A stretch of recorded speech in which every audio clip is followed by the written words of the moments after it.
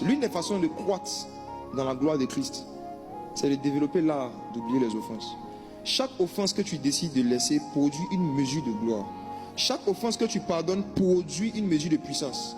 Chaque offense que tu pardonnes dans le monde spirituel produit un poids éternel de gloire. Donc quand Dieu veut augmenter le niveau de gloire que tu transportes, il augmente le niveau d'offense que tu vis. Je rembobine. Quand Dieu veut augmenter le niveau de gloire que tu expérimentes et que tu transportes, il augmente le niveau d'offense que tu vis. Maintenant, j'ai regardé le mot oublier dans l'hébreu. Pour voir, ça pardonne. Mais on n'oublie pas. C'est une phrase satanique. Ça, c'est la phrase des gens qui manquent de lait spirituel, qui ont des problèmes de vitamine K. Le Seigneur dit ici qu'on peut grandir en sagesse au point d'être non seulement lent à la colère, mais aussi d'oublier les offenses. Ça veut dire quoi, oublier? Je regarde dans l'hébreu et je vois que le mot qui a été traduit par oublier, c'est abar. Très proche du mot abar, qui veut dire papa. C'est le cœur du papa. Et ça veut dire quoi? Oublier dans l'hébreu, ce n'est pas la faculté de ne pas se souvenir. C'est pas ça l'oublier. Dans l'hébreu, oublier, c'est la décision de banaliser, de marcher sur quelque chose. C'est la décision de ne pas s'attarder sur quelque chose.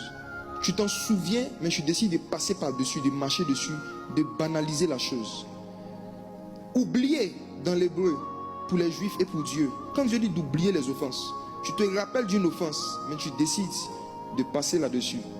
Et si vous regardez ce qu'est un dictionnaire biblique, vous allez voir que la première traduction, la première définition de abar, c'est marcher sur.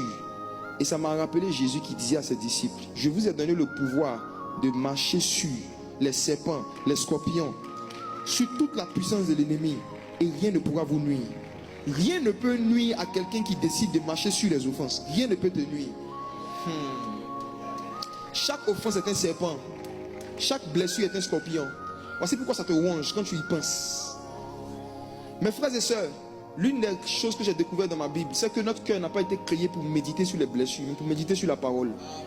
Le cœur de l'homme n'a pas été créé pour méditer sur les humiliations, les choses humiliantes.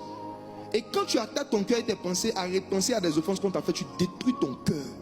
Or, il a dit, garde ton cœur plus que tout, car c'est de lui que viennent les sources de l'onction. C'est de lui que viennent les sources de la vie.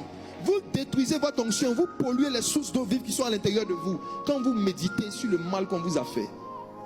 Vous méditez sur le mal qu'on vous a fait, vous n'arrivez pas à méditer sur la parole de Dieu. On ne peut pas faire les deux choses à la fois, c'est pas possible. Tu vas ouvrir ta Bible, Matthieu 7:7. Maman aussi m'a eu. Dans des moments de prière, des moments de méditation, les offenses vont commencer à venir dans votre tête.